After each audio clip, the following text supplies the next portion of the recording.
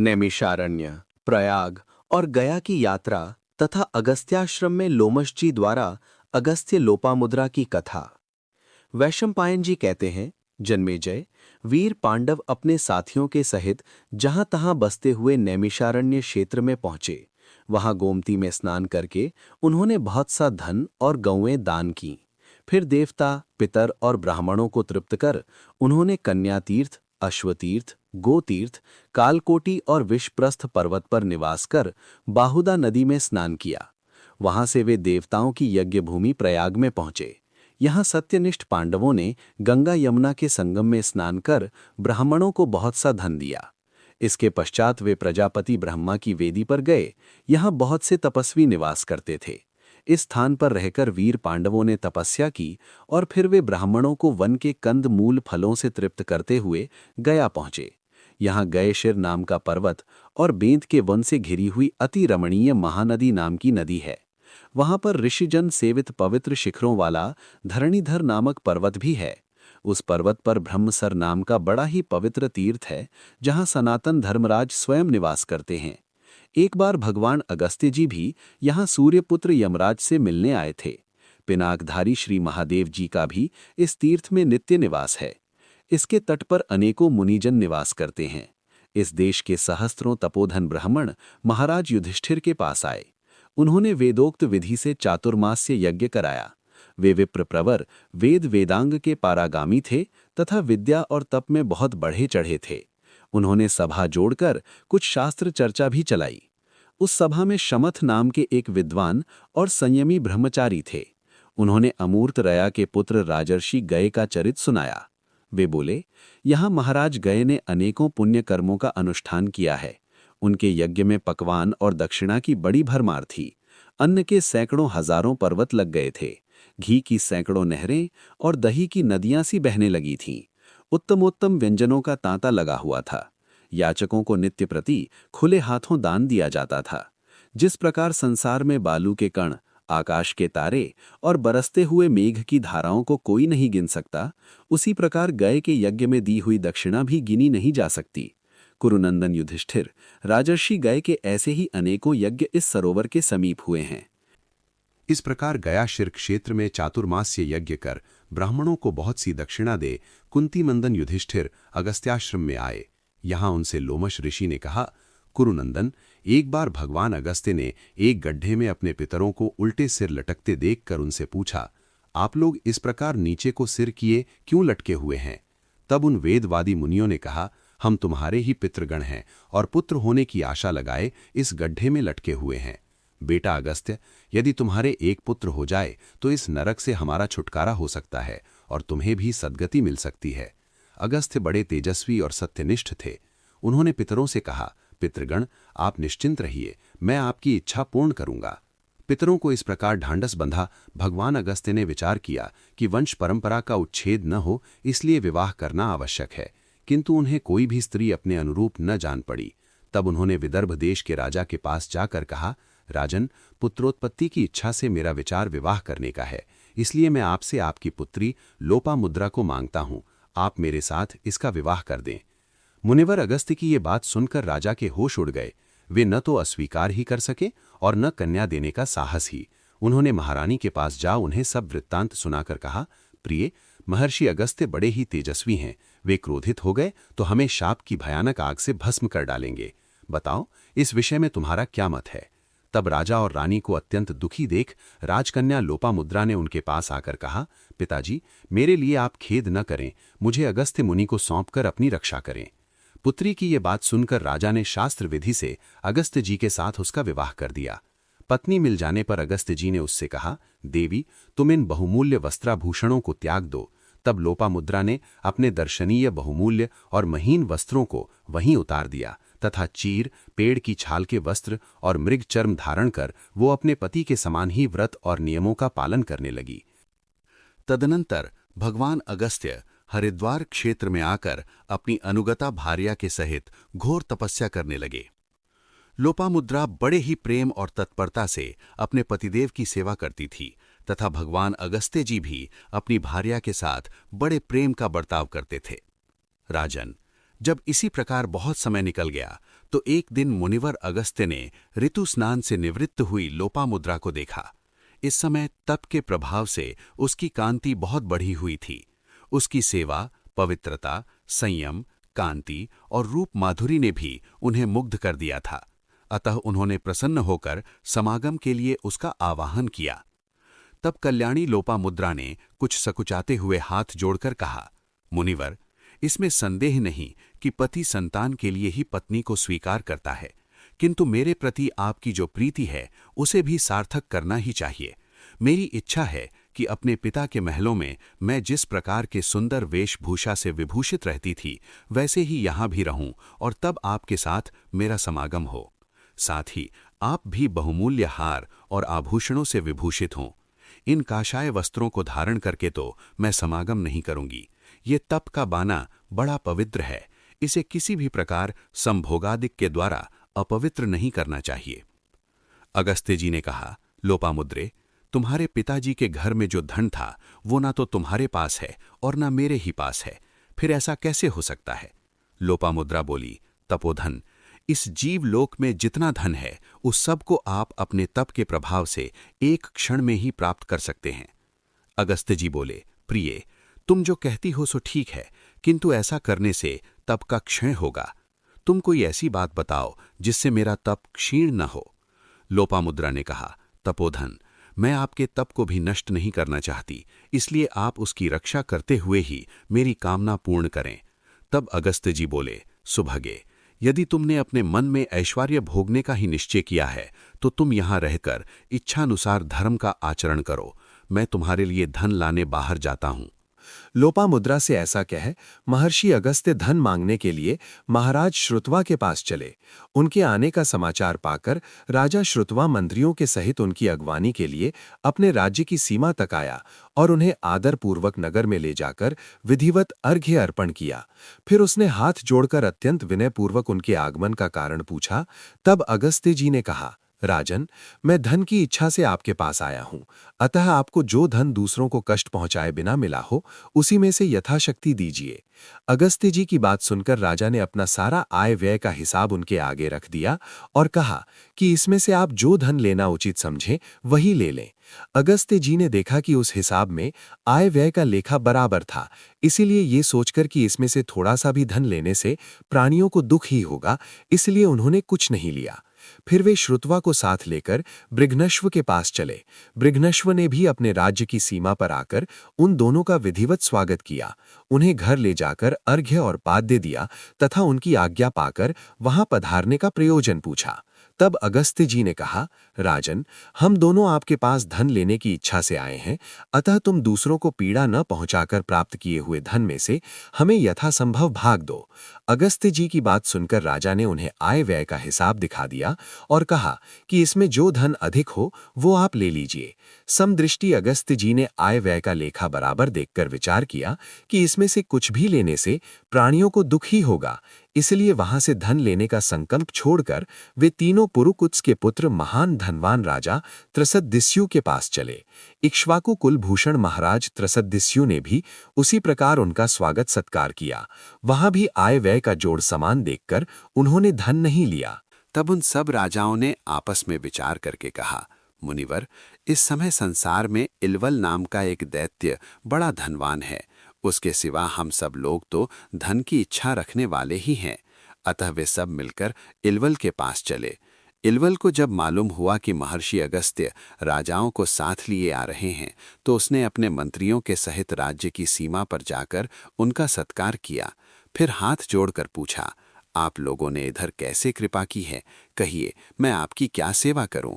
तब अगस्त्य जी ने हंसकर कहा, असुरराज, हम आपको बड़ा सामर्थ्यवान और धन कुबेर समझते हैं।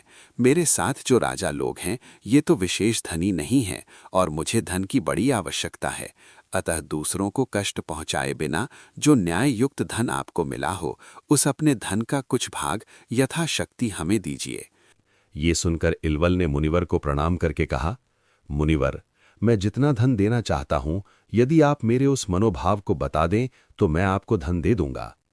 अगस्त्य जी बोले, असुरराज, तुम प्रत्येक राजा को 10,000 गौवें और इतनी ही सुवर्ण मुद्राएं देना चाहते हो तथा मुझे इससे दूनी गौवें और सुवर्ण मुद्रा, एक सोने का रथ और मन के समान वेगवान 2 घोड़े देने की तुम्हारी इच्छा है। तुम पता लगाकर देखो, ये सामने वाला रथ सोने का ही है। ये सुनकर उस दैत्य ने उन्हें बहुत सा धन दिया। उस रथ में जुते हुए विराव और सुराव नाम के घोड़े तुरंत ही संपूर्ण धन और राजाओं के सहित अगस्त्य जी को उनके आश्रम पर ले आए। फिर अगस्त्य जी की आज्ञा पाकर राजा लोग अपने अपने देशों को चले गए और अगस्त्य जी ने लोपामुद्रा की समस्त कामनाएं पूर्ण की। तब लोपामुद्रा ने कहा, भगवन, आपने मेरी समस्त कामनाएं पूर्ण कर दी। अब आप मेरे गर्भ से एक पराक्रमी पुत्र उत्पन्न करें। अगस्त्य जी बोले, सुंदरी, मैं तुम्हारे सदाचार से बहुत प्रसन्न हूं, इसीलिए तुम्हारी संतति के विषय में मेरा जैसा विचार है उसे कहता हूं। सुनो, बताओ, तुम्हारे सहस्त्र पुत्र हों या सहस्त्र पुत्रों के समान 100 पुत्र हों या 100 के समान 10 पुत्र हों या सहस्त्रों को परास्त कर देने वाला केवल एक ही पुत्र हो। लोपामुद्रा ने कहा, तपोधन, मुझे तो सहस्त्रों की बराबरी करने वाला एक ही पुत्र दीजिए। बहुत से अयोग्य पुरुषों से तो एक ही योग्य और विद्वान पुरुष अच्छा है। इस पर मुनिवर अगस्त्य ने बहुत अच्छा कहकर ऋतुकाल आने पर अपनी सहधर्मिणी के साथ समागम किया। गर्भाधान के पश्चात वे वन में चले गए। उनके वन में चले जाने पर 7 वर्ष तक वह गर्भ पेट ही में बढ़ता रहा। जब 7वां वर्ष भी समाप्त हो गया तो लोपामुद्रा के गर्भ से दृढ़स्यु नाम का एक बड़ा ही बुद्धिमान और तेजस्वी बालक उत्पन्न हुआ। वह परम तपस्वी तथा सांगोपांग वेद और उपनिषदों का पाठ करने वाला था। उसका जन्म होने पर अगस्त्य जी के पितरों को उनके अभीष्ट लोक प्राप्त हो गए। तभी से पृथ्वी पर यह स्थान अगस्त्य आश्रम के नाम से प्रसिद्ध हुआ। राजन, यह आश्रम अनेकों रमणीय गुणों से संपन्न है। देखो, इसके समीप ये परम पवित्र भागीरथी प्रवाहित हो रही है। बड़े बड़े देवता और गंधर्व भी इसका सेवन करते हैं। ये भृगुतीर्थ तीनों लोकों में प्रसिद्ध है। भगवान श्री राम ने भृगुनंदन परशुराम के तेज को कुंठित कर दिया था। उसे उन्होंने इसी तीर्थ में स्नान करके पुनः प्राप्त किया था। इस समय तुम्हारा तेज भी दुर्योधन ने हर लिया है, सो तुम इस तीर्थ में स्नान करके उसे प्राप्त करो। परशुराम जी के तेजोहीन होने तथा पुनः तेज प्राप्त करने का प्रसंग। वैशंपायन जी कहते हैं, राजन, महर्षि लोमश की ये बात सुनकर महाराज युधिष्ठिर ने भाइयों और द्रौपदी के सहित उस तीर्थ में स्नान करके अपने पितरों और देवताओं को संतुष्ट किया। उसमें स्नान करने से उनका तेजस्वी शरीर और भी कांतिमान प्रतीत होने लगा और वे शत्रुओं के लिए दुर्जेय हो गए। फिर पांडुनंदन युधिष्ठिर ने लोमश जी से पूछा, भगवन, कृपा करके बताइए कि परशुराम जी के शरीर का तेज क्यों क्षीण हो गया था और वो उन्हें फिर किस प्रकार प्राप्त हुआ। लोमश जी बोले, महाराज, मैं आपको भगवान श्री राम और मतिमान परशुराम जी का चरित सुनाता हूं। आप सावधान होकर सुनिए। महात्मा दशरथ जी के यहाँ पुत्र रूप से स्वयं भगवान विष्णु ने ही रावण के वध के लिए रामावतार धारण किया था। दशरथ नंदन श्री राम ने बाल्यकाल में ही अनेकों अद्भुत पराक्रम किए थे। उनका सुयश सुनकर रेणुकासुदन भृगुवर्य परशुराम जी को बड़ा कुतूहल हुआ और वे अपना क्षत्रियों का संहार करने वाला दिव्य धनुष ले उनके पराक्रम की परीक्षा लेने के लिए अयोध्यापुरी में आए। जब दशरथ जी ने उनके आगमन का समाचार सुना तो उन्होंने राजकुमार राम को सबके आगे रखकर अपने राज्य की सीमा पर भेजा। राम जी को प्रसन्न वदन और शस्त्रास्त्र से सुसज्जित देख परशुराम जी ने कहा, राजकुमार, मेरा ये धनुष काल के समान कराल है। यदि तुम में बल हो तो इसे चढ़ाओ। तब श्री रामचंद्र ने परशुराम जी के हाथ से वो दिव्य धनुष ले लिया और खेल ही में उसे चढ़ा दिया। फिर मुस्कुराते हुए उसकी प्रत्यंचा का टंकार किया। उसके शब्द से समस्त प्राणी ऐसे भयभीत हो गए मानो उन पर वज्र टूट पड़ा हो। इसके पश्चात उन्होंने परशुराम जी से कहा, ब्राह्मण, लीजिए, आपका धनुष तो चढ़ा दिया, अब और क्या सेवा करूं। तब परशुराम जी ने उन्हें एक दिव्य बाण देकर कहा कि इसे धनुष पर रखकर उसे कान तक खींचकर दिखाओ। ये सुनकर श्री रामचंद्र ने कहा, भृगुनंदन, आप बड़े अभिमानी जान पड़ते हैं। मैं आपकी बातें सुनकर भी अनसुनी कर रहा हूं। आपने अपने पितामह ऋचिक की कृपा से विशेषतः क्षत्रियों को हराकर ही ये तेज प्राप्त किया है। निश्चय इसी से आप मेरा भी तिरस्कार कर रहे हैं। अच्छा, मैं आपको दिव्य नेत्र देता हूं, उनसे आप मेरे स्वरूप को देखिए। तब भृगुश्रेष्ठ परशुराम ने भगवान श्री राम के शरीर में आदित्य, वसु, रुद्र, साध्य, मरुद्गण, पितर, अग्नि, नक्षत्र, ग्रह, गंधर्व, राक्षस, यक्ष, नदियां, तीर्थ, बालखिल्यादि ब्रह्मभूत सनातन मुनिवर, देवर्षि तथा संपूर्ण समुद्र और पर्वतों को देखा। इनके सिवा उन्हें उसमें उपनिषदों के सहित वेद, वषटकार और यज्ञ यागादि के सहित सजीव सामश्रुतियां और धनुर्वेद तथा मेघ, वर्षा और विद्युत भी दिखाई दिए। फिर भगवान श्री राम ने वह बाण छोड़ा तो बड़ी बड़ी लपटों के सहित सूखा वज्रपात होने लगा। सारा भूमंडल धूल वर्षा और मेघ वर्षा से छा गया। पृथ्वी कांपने लगी तथा सर्वत्र भीषण आघात और भयंकर शब्द होने लगा। रामचंद्र जी की भुजाओं से छूटे हुए उस बाण ने परशुराम जी को भी व्याकुल कर दिया और केवल उनका तेज हरकर वह फिर राम जी के पास लौट आया। जब उन्हें कुछ चेत हुआ तो उनके शरीर में मानो प्राणों का संचार हो गया और उन्होंने भगवान विष्णु के अंश रूप भगवान श्री राम को प्रणाम किया। फिर उनकी आज्ञा पाकर वे महेंद्र पर्वत पर चले गए और बड़े श्रांत एवं लज्जित होकर वहां रहने लगे। इस प्रकार 1 वर्ष बीत जाने पर जब पितरगण ने देखा कि परशुराम जी बड़े निस्तेज हो रहे हैं, उनका सारा मद चूर चूर हो गया है और वे अत्यंत दुखी हैं, तो उन्होंने उनसे कहा, वत्स, तुमने साक्षात विष्णु के सामने जाकर जैसा बर्ताव किया वह ठीक नहीं था। वे तो तीनों लोकों में सर्वदा ही पूजनीय और माननीय हैं। अब तुम जाकर वधूसर कृता नामक पवित्र नदी में स्नान करो। सतयुग में तुम्हारे प्रपितामह भृगु ने दीप्तोदक नामक तीर्थ में बड़ी तपस्या की थी। उसमें स्नान करने से तुम्हारा शरीर पुनः तेजस्वी हो जाएगा। पितरों के इस प्रकार कहने से परशुराम जी ने इस तीर्थ में स्नान किया और ऐसा करने से उन्हें पुनः अपना खोया हुआ तेज प्राप्त हो गया। महाराज, परम पराक्रमी परशुराम जी ने इस प्रकार विष्णु भगवान से अड़कर अपना तेज खो दिया था, सो इस तीर्थ में स्नान करके पुनः प्राप्त कर लिया। वृत्रवध और अगस्त्य जी के समुद्र शोषण का वृत्तांत। युधिष्ठिर ने कहा, विप्रवर, मैं महामती अगस्त्य जी के अद्भुत कर्मों को विस्तार से सुनना चाहता हूं। लोमश जी बोले, राजन, मैं परम तेजस्वी अगस्त्य जी की अत्यंत दिव्य, अद्भुत और अलौकिक कथा सुनाता हूं। तुम सावधान होकर सुनो। सतयुग में कालकेय नाम के बड़े भयंकर और रणवीर दैत्यगण थे। वे वृत्रासुर के अधीन रहकर नाना प्रकार के शस्त्रास्त्र से सुसज्जित हो इंद्र आदि सभी देवताओं पर आक्रमण करते रहते थे। तब सब देवताओं ने मिलकर वृत्रासुर के वध का उद्योग आरंभ किया। वे इंद्र को आगे लेकर ब्रह्मा जी के पास आए। ब्रह्मा ने ये देखकर उनसे कहा, देवताओं, तुम जो काम करना चाहते हो वो मुझसे छिपा नहीं है। मैं तुम्हें वृत्रासुर के वध का उपाय बताता हूं। भूलोक में दधीच नाम के एक बड़े उदार हृदय महर्षि हैं। तुम सब लोग जाकर उनसे वर मांगो।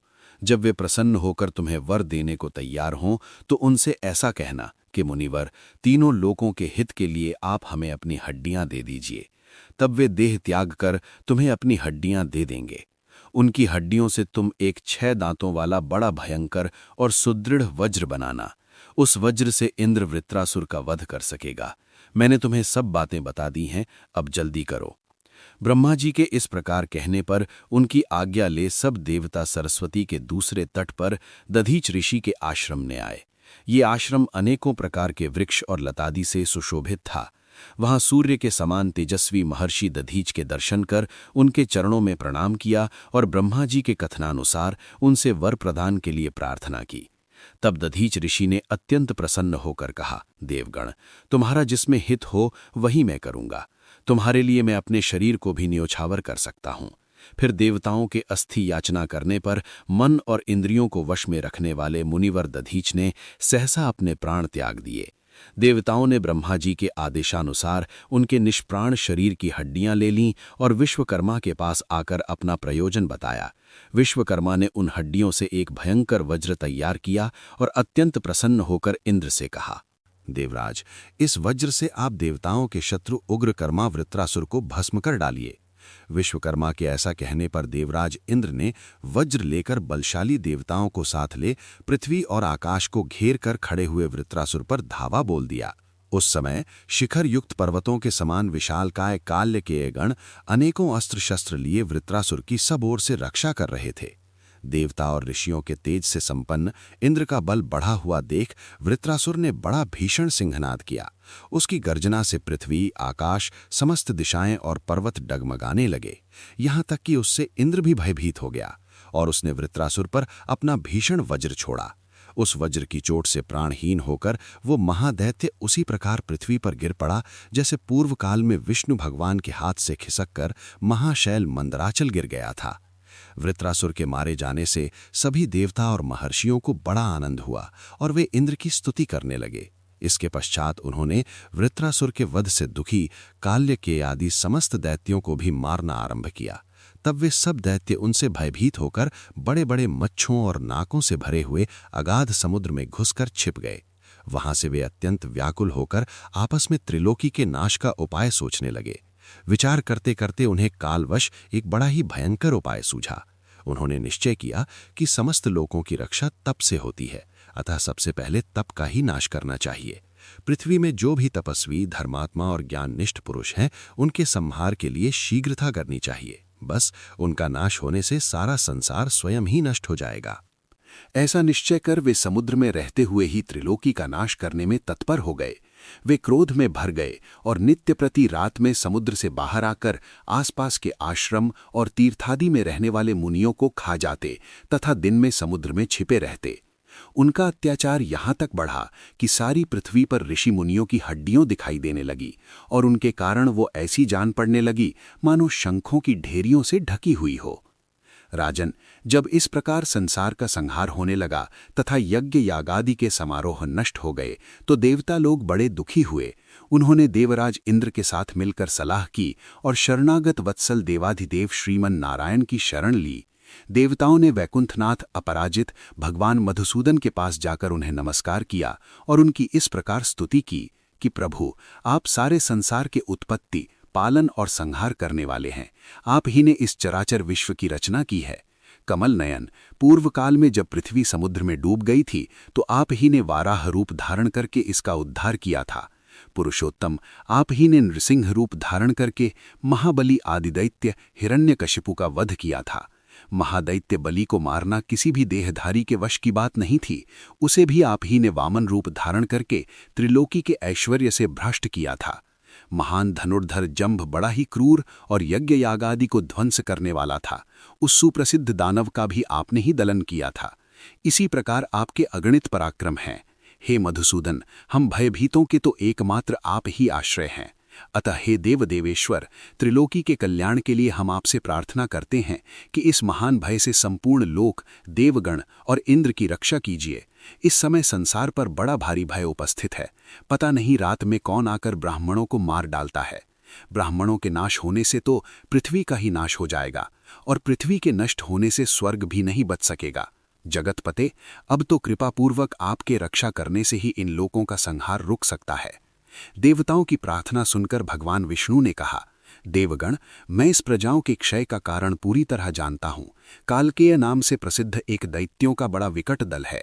वे सब दैत्य वृत्रासुर का आश्रय लेकर सारे संसार को पीड़ित करते थे। दिन में तो नाकों और ग्राहों से भरे हुए समुद्र में छिपे रहते हैं, किंतु रात्रि के समय संसार का उच्छेद करने के लिए बाहर निकलकर ब्राह्मणों का वध करते हैं। समुद्र में रहने के कारण तुम उन दैत्यों का दलन नहीं कर सकोगे, इसलिए पहले तुम्हें समुद्र को सुखाने का उपाय सोचना चाहिए।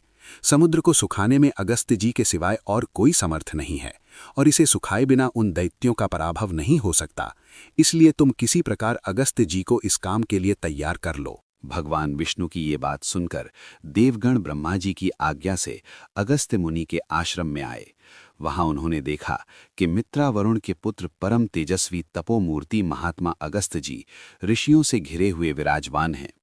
देवता उनके निकट गए और मुनि के अलौकिक कर्मों का बखान करते हुए उनकी इस प्रकार स्तुति करने लगे। पूर्व काल में जब इंद्र पद पाकर राजा नहुष ने लोगों को संतप्त करना आरंभ किया तो आप ही ने उनका दुख दूर किया था और उस संसार के कंटक को देवलोक के ऐश्वर्य से गिराया था। पर्वतराज विंध्याचल सूर्य पर कुपित होकर एक साथ बहुत ऊंचा हो गया था। इससे संसार में अंधेरा रहने लगा और प्रजा मृत्यु से पीड़ित होने लगी। उस समय आपकी शरण लेने से ही उसे शांति मिली थी। भगवन, अब हम भी बहुत भयभीत हैं। अब आप ही हमारे आश्रय हैं। आप सबकी इच्छाएं पूर्ण करने वाले हैं, अतः हम भी दीन होकर आपसे वर मांगते हैं। युधिष्ठिर ने पूछा, मुनिवर, मुझे ये बात विस्तार से सुनने की इच्छा है कि विंध्याचल क्रोधित होकर अकस्मात क्यों बढ़ने लगा था। लोमश जी बोले, सूर्य उदय और अस्त होने में पर्वतराज सुवर्णगिरी सुमेरु की प्रदक्षिणा किया करते थे। ये देखकर विंध्याचल ने कहा, सूर्यदेव, जिस प्रकार तुम सुमेरु के पास जाकर नित्य प्रति उसकी परिक्रमा करते हो, उसी प्रकार मेरी भी किया करो। इस पर सूर्य ने कहा, मैं अपनी इच्छा से सुमेरु की प्रदक्षिणा नहीं करता, बल्कि जिन्होंने इस जगत की रचना की है उन्होंने मेरे लिए ये मार्ग निर्दिष्ट कर दिया है। हे परंतप, सूर्य के इस प्रकार कहने पर विंध्य क्रोध में भर गया और सूर्य एवं चंद्रमा का मार्ग रोकने के विचार से अकस्मात बढ़ने लगा। तब सब देवता मिलकर पर्वतराज विंध्य के पास आए और अनेकों उपायों से उसे रोकने लगे, किंतु उसने उनकी एक भी न सुनी। फिर वे सब के सब धर्मात्माओं में श्रेष्ठ, परम तपस्वी और अद्भुत पराक्रमी अगस्त्य जी के पास गए और उन्हें अपना आने का प्रयोजन सुनाया। वे कहने लगे, भगवन, क्रोध के वशीभूत हुआ यह पर्वतराज विंध्याचल सूर्य और चंद्रमा के मार्ग तथा नक्षत्रों की गति को रोक रहा है। द्विजवर, आपके सिवा और कोई भी पुरुष उसको रोकने में समर्थ नहीं है, इसलिए आप रोकने की कृपा करें। देवताओं की ये बात सुनकर अगस्त्य जी अपनी पत्नी के सहित विंध्याचल के पास आए और उससे बोले, पर्वत प्रवर, मैं किसी कार्य से दक्षिण की ओर जा रहा हूं, इसलिए मेरी इच्छा है कि तुम मुझे उधर जाने का मार्ग दो। जब तक मैं उधर से लौट आऊं तब तक तुम मेरी प्रतीक्षा करना, उसके बाद इच्छानुसार बढ़ते रहना। शत्रुदमन युधिष्ठिर जी विंध्याचल से ये ठहराकर अगस्त्य जी दक्षिण की ओर चले गए और वहां से आज तक नहीं लौटे। इसी से अगस्त्य जी के प्रभाव से विंध्याचल का बढ़ना रुका हुआ है। तुम्हारे पूछने से ये सारा प्रसंग मैंने तुम्हें सुना दिया। अब जिस प्रकार उनसे वर पाकर देवताओं ने कालकेयों का संहार किया था वो सुनो। देवताओं की प्रार्थना सुनकर अगस्त्य जी ने कहा, आप लोग यहां कैसे आए हैं और मुझसे क्या वर चाहते हैं? तब देवताओं ने कहा, महात्मन, हमारी ऐसी इच्छा है कि आप महासागर को पी जाइए। ऐसा होने पर हम देवद्रोही कालकेयों को उनके परिवार के सहित मार डालेंगे। देवताओं की बात सुनकर मुनिवर अगस्त्य ने कहा, अच्छा, मैं तुम्हारी इच्छा पूर्ण करूंगा और संसार का दुख दूर कर दूंगा। तदनंतर वे तपः सिद्ध ऋषियों और देवताओं को साथ ले नदीनाथ समुद्र के तट पर पहुंचकर वहां एकत्रित हुए देवताओं और ऋषियों से कहने लगे, मैं संसार के हित के लिए समुद्र का पान करता हूं। ऐसा कहकर उन्होंने बात की बात में समुद्र को जलहीन कर दिया। तब देवता लोग प्रबल होकर अपने दिव्य शस्त्रों से कालकेयों का संहार करने लगे। इस प्रकार गरज गरज कर प्रहार करते हुए देवताओं की मार से वे व्याकुल हो गए और उन्हें उनका वेग असह्य हो गया। उनकी मार खाकर 2 घड़ी तक तो कालकेयों ने भी भयंकर सिंहनाद करते हुए घनघोर युद्ध किया, किंतु वे पवित्रात्मा मुनियों के तप से पहले ही दग्ध हो चुके थे, इसलिए सारी शक्ति लगाकर प्रयत्न करने पर भी वे देवताओं के हाथ से नष्ट हो गए तथा जो किसी प्रकार उस संहार से बचे वे पृथ्वी को फोड़कर पाताल में चले गए। इस प्रकार दानवों का ध्वंस हो जाने पर देवताओं ने अनेकों प्रकार से स्तुति करते हुए अगस्त्य जी से प्रार्थना की कि अब आप पिए हुए जल को छोड़कर फिर समुद्र को भर दीजिए।